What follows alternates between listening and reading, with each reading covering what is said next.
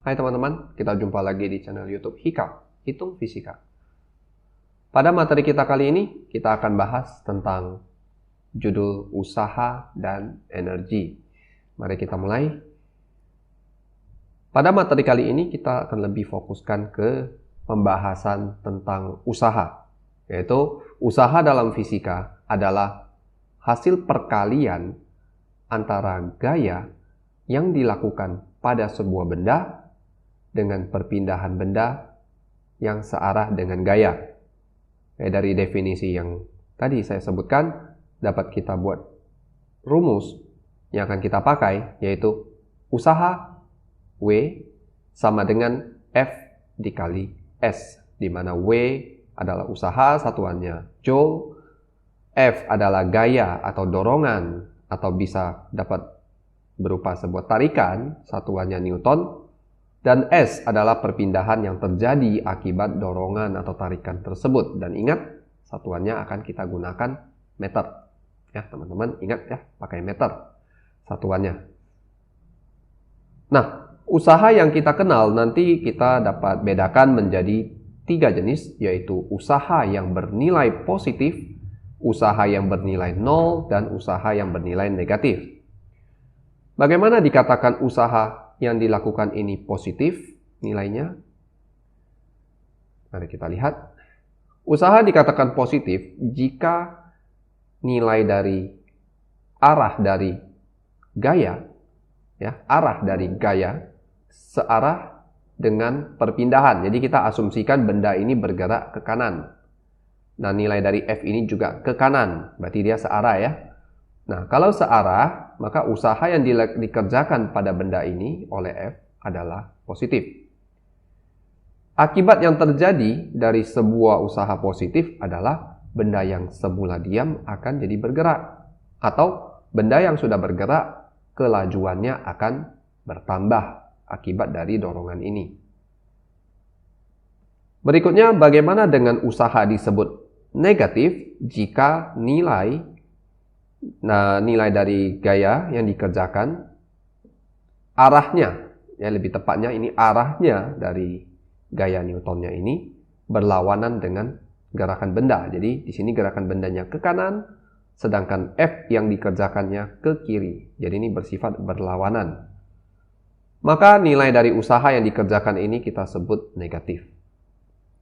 Usaha yang negatif akan mengakibatkan benda yang sedang bergerak akan makin pelan, bahkan diam, ya, atau kelajuannya berkurang. Bagaimana dengan kondisi usaha bernilai 0? Usaha dikatakan bernilai 0 jika benda ini tidak berpindah. Jadi kalau bendanya tidak ada perpindahan, maka kita sebut usahanya 0. Kondisi kedua, usaha dikatakan bernilai 0 jika gaya yang dikerjakan pada benda tegak lurus dengan perpindahan. Kira-kira jika bendanya bergerak ke kanan seperti ini, sedangkan F yang dikerjakannya ke atas,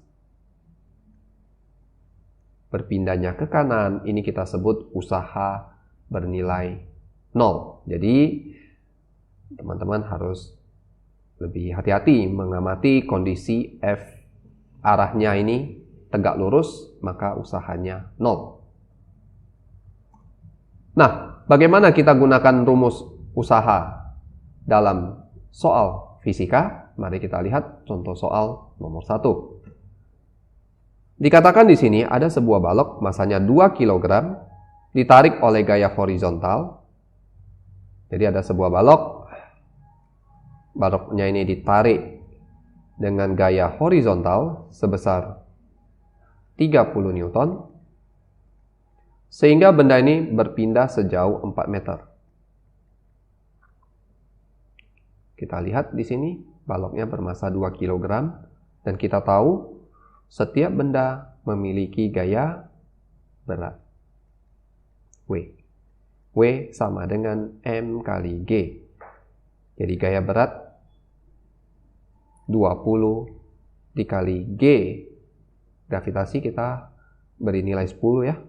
Kita tetapkan gravitasinya 10. Maka M dikali G beratnya 20 Newton. Nah, Berapakah besar usaha yang dikerjakan pada balok? Di sini sebenarnya ada dua usaha. Yang pertama, usaha yang dilakukan oleh F. Perpindahannya 4 meter, 120 joule. Sedangkan F yang kita ketahui di soal nomor 1, yaitu gaya berat, ini tidak melakukan usaha, atau kita sebut usahanya bernilai 0. Ini dikarenakan nilai dari gaya berat tegak lurus dengan perpindahannya. Jadi kita nggak menghitung usaha dari gaya berat. Jadi yang kita akan cari nilai usaha dari F ini, yaitu bernilai 120 joule. Mari kita lihat contoh yang kedua. Sebuah balok masanya 2 kg. Jadi ada balok masanya 2 kg. Balok ini terjatuh sejauh 5 meter. Jadi perpindahannya kali ini ke bawah ya. Ketika ditarik dengan gaya horizontal 30 Newton. Kita ketahui setiap benda ada gaya berat. Gaya beratnya M dikali gravitasi bumi. Kita pakai nilai 10. Beratnya 20 Newton. Nah, teman-teman bisa lihat di sini ya. Kali ini perpindahannya ke bawah. Sehingga usaha yang dilakukan oleh F akan bernilai 0 karena tegak lurus. Maka nilai dari usaha pada soal nomor 2, W sama dengan F kali S, nilainya dipengaruhi oleh berat. Jadi berbeda dengan contoh tadi ya. Jadi yang berpengaruh pada usaha di nomor 2 adalah gaya berat 20 Newton, perpindahannya 5 meter, maka usahanya 100 joule. Ya, teman-teman bisa lihat ya perbedaan di contoh nomor 1 dengan nomor 2. Mari kita lihat contoh berikutnya. Andi dan Budi saling mendorong balok kayu dengan gaya 30 Newton dan 40 Newton. Jadi ada sebuah balok kayu di sini didorong oleh Andi dan Budi. Jadi Andi dan Budi masing-masing mendorong. Andi mendorong dengan gaya 30 Newton. Sedangkan Budi mendorong dengan gaya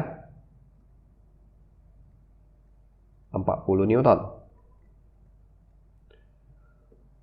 Akibat dari gaya yang dikerjakan pada balok kayu akan menyebabkan balok kayu terdorong sejauh 4 meter. Nah, kita bisa lihat dari sini. Andi mendorong 30 Newton, sedangkan Budi mendorong dengan F 40 Newton. Sehingga benda nantinya akan terdorong ke arah kiri. Jadi ini arah benda ya. Kenapa bisa ke kiri? Karena kekuatan dari dorongannya Budi lebih besar daripada dorongannya Andi. Ya, jadi akan menyebabkan benda terdorong ke sebelah kiri dari gambar ini. Nah, maka dari gambar yang dapat teman-teman lihat di sini, dapat kita simpulkan mana usaha yang positif dan mana usaha yang negatif. Yaitu usaha positif adalah usaha dari Budi, karena dia searah dengan perpindahan benda. Maka usaha yang positif adalah usahanya Budi. F kita kali S, 40 Newton dikali perpindahan yang terjadi 4 meter, maka usahanya 160 joule. Jadi usahanya Budi bernilai 160 joule. Bagaimana dengan usaha yang negatif? Usaha yang negatif adalah usahanya Andi, F kali S, di mana kekuatan F Andi 30 Newton, perpindahan yang terjadi 4 meter, maka perlawanannya Andi senilai 120 joule. Pertanyaan di C adalah berapa usaha total yang dikerjakan pada balok kayu? Maka dari usaha kedua orang ini akan kita totalkan menjadi 160 joule dikurang 120 joule. Kenapa kita lakukan pengurangan? Karena arahnya berlawanan ya. Kalau dia searah, maka nilai dari usaha itu kita tambah. Maka jawaban dari usaha total pada kasus nomor 3 adalah 40 joule, dan usaha total ini akan berarah ke kiri dari gambar yang kita lihat. Karena usaha Budi lebih besar daripada usahanya Andi.